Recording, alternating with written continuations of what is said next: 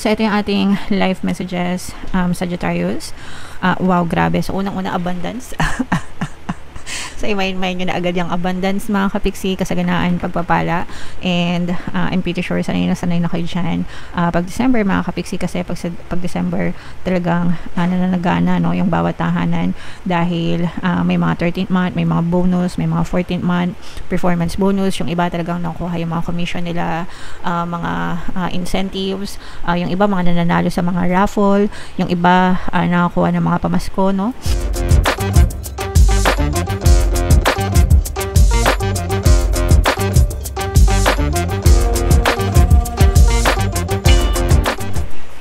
Hello guys, hello Sagittarius, welcome back to Pinoy Pixie Tarot.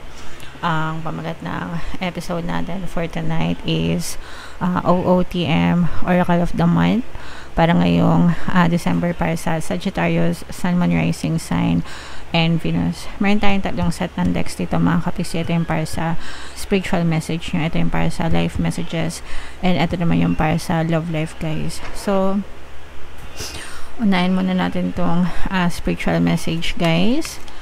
Kung ano lang yung makaresonate, take that message, guys, kasi hindi lahat ng mensahe ay mag-resonate sa inyo, mga kapiksi. Okay, so yung spirit animal nyo, guys, is butterfly, and yung message is rebirth. You can reinvent yourself, open to the rewards of change. You have brilliance to share with the world. Love every part of your journey. So, pwede tayong magbago, mga kapiksi. Pwede nating i-reinvent, i-transform yung sarili natin, guys. If you don't like the current version of yourself, mga kapiksi,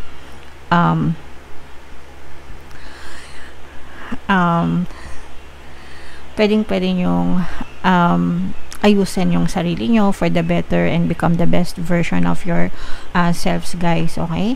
So, wag nating ilimit yung sarili natin, mga kapiksi, no? We can always push ourselves to become better sa lahat ng aspeto, mga kapiksi, whether sa career or sa pansarili natin, sa mga personal goals natin, kahit saan, guys, no?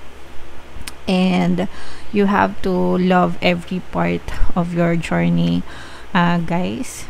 Okay?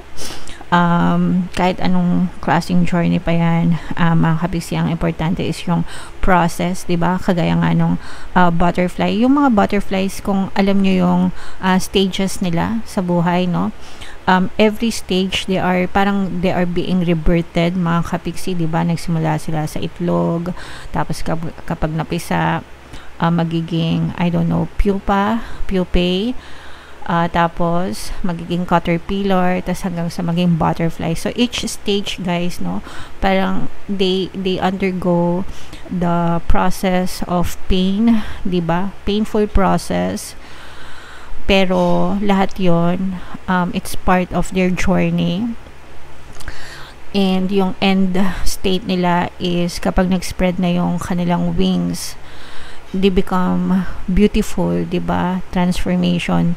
Pero lahat ng pinagdaanan nila before sila maging magandang butterfly, painful process, but it's necessary for their growth, mga kapiksi. So, ganun din tayo sa buhay natin. Lahat ng mga painful experience natin, lahat ng mga mapapait na karanasan natin, it's part of your rebirth process, para mas maging better kayo, mga kapiksi. Okay? So, we should love our experiences, Sagittarius. Okay? Alright. So, comment down below if naunawaan nyo na yan, guys. And, shuffle natin to. Habang sinashuffle natin to, guys, para sa live messages nyo, panoorin nyo muna yung video natin regarding sa ating paano mag-manifest ng abundance video course. Kapiksi, sawa ka na ba sa mga struggles at hirap sa buhay mo? Masipag ka ba at masikap sa buhay ngunit hindi ka pa rin umaasenso? Ilang beses ka na bang nag-attempt magnegosyo at mag-invest pero palagi ka pa rin nalulugi? Sa pagkakataon na ito ay maaaring may subconscious beliefs ka na nagiging balakid sa iyong pag-unlad at pagyaman. Introducing, paano mag-manifest ng abundance video course. Dito ay matututunan mong ma-overcome ang mga balakid mo para tuluyan ka ng umunlad, umasenso, sumagana, maging matagumpay, successful at maswerte sa iyong kabuhayan, pera, trabaho, negosyo, salapi at kaperahan ng bonggang-bongga. Dali, mag-send na ng email sa pinoypixie@gmail.com at simulan na ang iyong pagyaman ngayon. Alright, so sa lahat ng gusto mag-avail ng course guys, meron tayong paano mag-manifest ng abundance video course, paano mawala ang third party at magkaroon ng harmonious na relationship, and paano pabalikin si ex or vice breakup. Sa mga interesado guys, mag-send lang kayo ng email sa pinoypixie@gmail.com. So ito yung ating live messages, Sagittarius. Wow, grabe. So unang-una, abundance. So i-mind nyo na agad yung abundance mga kapiksi, kasaganaan, pagpapala, and I'm pretty sure sanay na kayo dyan. Pag December mga kapiksi, kasi pag December talagang nananagana no, yung bawat tahanan dahil may mga 13th month, may mga bonus, may mga 14th month performance bonus, yung iba talagang nakuha yung mga commission nila, mga incentives, yung iba mga nananalo sa mga raffle, yung iba nakakuha ng mga pamasko no, mula kung kani-kanino. So enjoy nyo lang yung abundance na yan mga kapiksi, and always be grateful sa mga blessings, kasi the more na grateful kayo, the more na magiging abundant yung buhay nyo guys, okay? Alright, and ito naman mga kapiksi, for some of you, parang hindi pa kayo nakaka-move on sa mga past circumstances nyo. So this is a reminder guys, kasi magtatapos na yung 2025 no, December na, and papasok na yung bagong taon na 2026. So it's about time na magbabay na kayo guys sa mga malulungkot na circumstances nyo. Ngayong 2025, forgive those people na kailangan nyong i-forgive, accept nyo na yung mga sitwasyon, yung tapos na, and i-let go nyo na yung mga attachment sa puso nyo mga kapiksi. It's time to move on, it's time to move forward, it's time to focus on your present and future situation mga kapiksi, and let go of the past, release all the negative emotions mga kapiksi, para magaan yung pagpasok ng inyong bagong taon guys, okay? Alright, and yung next naman natin mga kapiksi, ito guys, i-mind nyo na tong abundance no.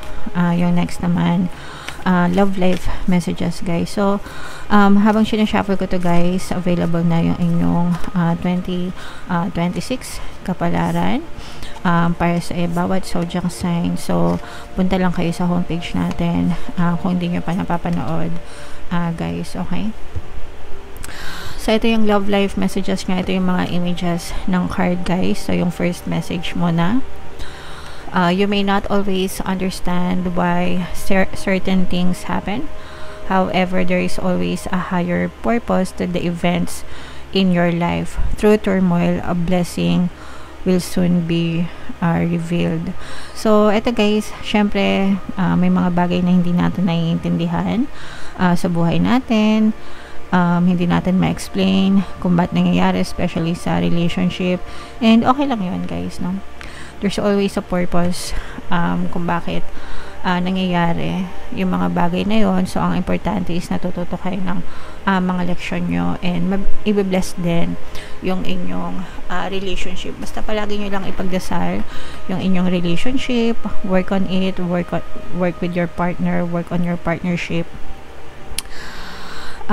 Yung forever na relationship guys, ine-effortan talaga yan kung gusto nyong mag-work mga kapiksi, okay? Alright, and ito naman yung next message for you guys. Let there be closeness between you, but always give each other space.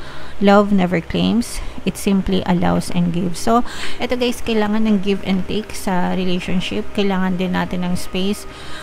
Kumbaga, i-value nyo yung togetherness ng person nyo, pero i-value nyo din yung space ng bawat isa. Mga kapiksi, yung privacy nyo, yung privacy nila. guys, kailangan meron din kayong boundaries as partners, your own space, guys, para sa healthy na relationship. Kasi admit natin guys, nakakasakal talaga yung ganong klase ng relasyon, no? Yung pagkakaroon ng very controlling na person, parang CCTV, lahat na pinakailaman, 'di ba? So yung mga nakikialam, ano yon, sign ng insecurity, no? Kaya yung pinakailaman yung person nyo kasi insecure kayo. And gusto nyong malaman lahat ng pinaggagawa ng person nyo, 'di ba? So it means na you don't have trust sa person nyo, and you don't also trust yourself, guys, kasi nga insecure kayo. So if you have enough trust and respect and love sa relationship, kahit hindi kayo magkalkal ng cellphone nila, okay lang sa inyo, guys, kasi may assurance, no, na hindi talaga gumagawa ng ganun yung person nyo, and that comes from trust and respect, mga kapiksi. So you value each other and you value each other's space, guys. Okay? Alright, so yeah, comment down below, Sagittarius, if feeling nyo naka-resonate kayo. And ito yung kung saan kayo naka-resonate, dito ba sa spiritual, dito ba sa life, or dito ba sa love life, mga kapiksi. Ito yung ating 2026 kapalaran, guys. Ito naman yung ating success stories ng paano mag-manifest ng abundance video course.